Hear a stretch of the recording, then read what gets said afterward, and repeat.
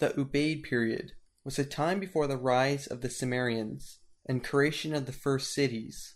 Before we get into the Ubaidian culture, we must first look at Tell al Ubaid.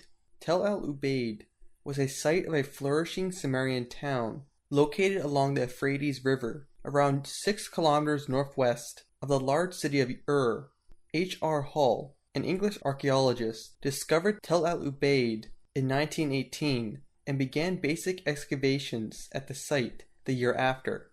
In 1923 to 1924, more detailed investigations took place by the well-known Assyriologist Charles Leonard Woolley. During the same period of time, he was first exploring the city of which was nearby. The biggest discovery at Tell al Ubaid was a temple devoted to Ninhursag, the Sumerian goddess of childbirth and divine protector of wild animals. The temple was built around 2500 BC. This was when the Sumerian cities were reaching the top of their power and influence. The temple included 8 large copper-sheathed lions guarding the entrance. The insides of the temple were decorated with elegant reliefs inlaid with red limestone and mother of pearl. The remains of a number of simple private houses were also found by Hull and Woolley at Tell al Ubaid. Some of the homes were of sun-dried clay bricks and dated from Sumerian times. Here's where things get interesting. In the lower levels of the Tell, a tell in archaeology is an artificial mound formed from continuous stacking of remains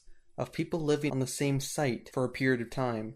They found smaller houses made from reeds that dated back from an earlier period.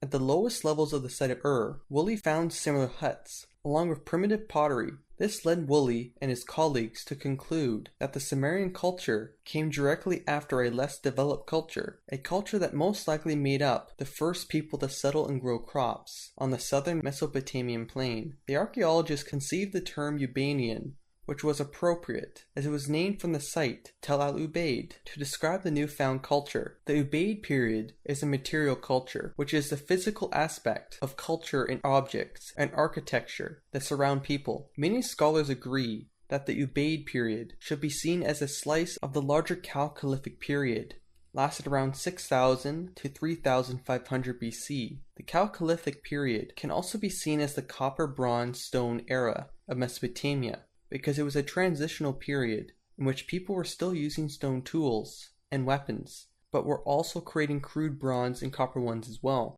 This is when the agreement becomes hazy, as the exact dating of the Ubaidian period overlaps with the early Halaf period of northeastern Syria and northern Mesopotamia. This is why there are so many different period estimates from various experts, such as around 5500 to 4000 BC, 4500 to 3500 BC, and around 5000 to 4000 BC. Regardless of the dating, we do know that the Ubaidians were some of the first people to settle on the alluvial plains of Mesopotamia, mainly along the lower Euphrates River near the Persian Gulf. Based on that, some scholars refer the Ubaidians as Proto-Euphrateans. We don't know where the Ubaidians actually came from, but it is likely they were migrants from the Fertile Crescent. The Fertile Crescent is the highlands lying along the northern rim of Mesopotamia. Scholars also proposed that the Ubaidians across the region developed from an interregional melting pot of influences. The Ubaidians sustained a village culture.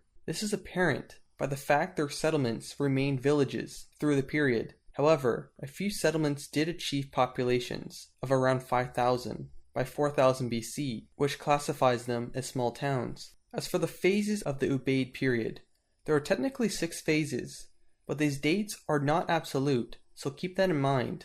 Ubaid 0, the Ueli period, which dates back to 6500 BC.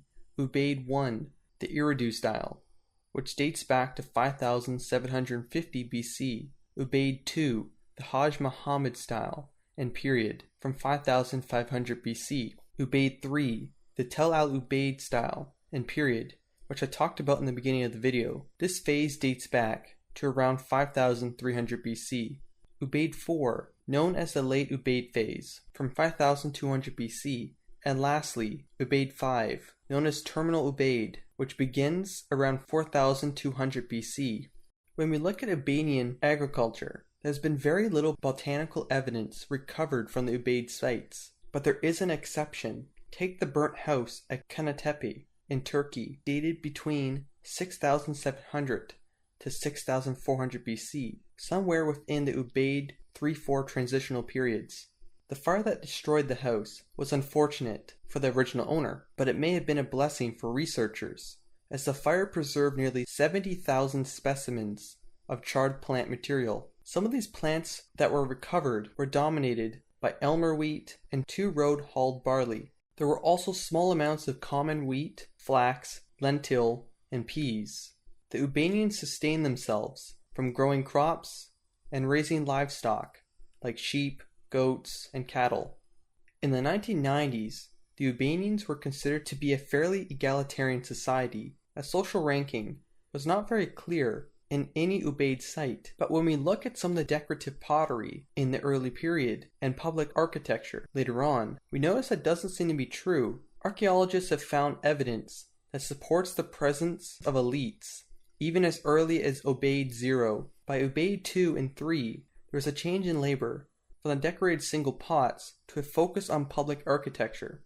We can see this in the buttressed temples, which benefited the whole community over a small group. Scholars propose that the change might have been on purpose as to avoid flashy displays of wealth and power. That is to say, that power may have depended on alliances and control of local resources. When we look at settlement patterns, by Ubaid 2-3, southern Mesopotamia had a 2-level hierarchy between the larger sites such as Eridu and that were surrounded by smaller secondary villages.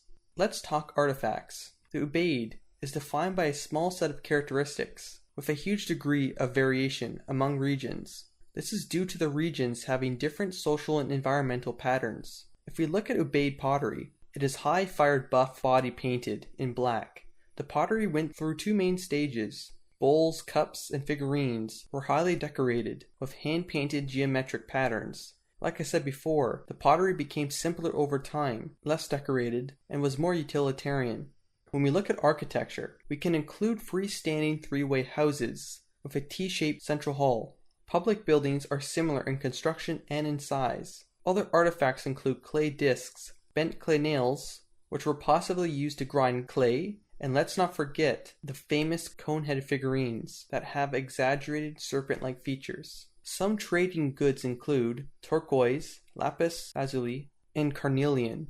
Here's a list of Ubaid archaeological sites: Iraq, Iran, Syria, Turkey, Kuwait, and Abu Dhabi. An important thing to bring up is the fact we don't really know how some of the Ubaidian sites became Sumerian cities. Some scholars suggest that the Ubaidians plain and simply became the more advanced Sumerians in time, while others claim that the Sumerians were just outsiders that arrived around 4000 BC and adapted to the regional populations. Regardless of what happened, the Sumerian cities of Larsa, Nippur, Lagash, Adab, Eridu, and Kish all began from Ubaidian villages that later grew into great Sumerian cities. The cultural influence of the Ubaidians seeped through to the Sumerians as they borrowed names for occupations such as farmer, fisherman, potter, metalworker, and so on. This shows how much weight the Ubaidian culture had on the Sumerians. Thanks for watching.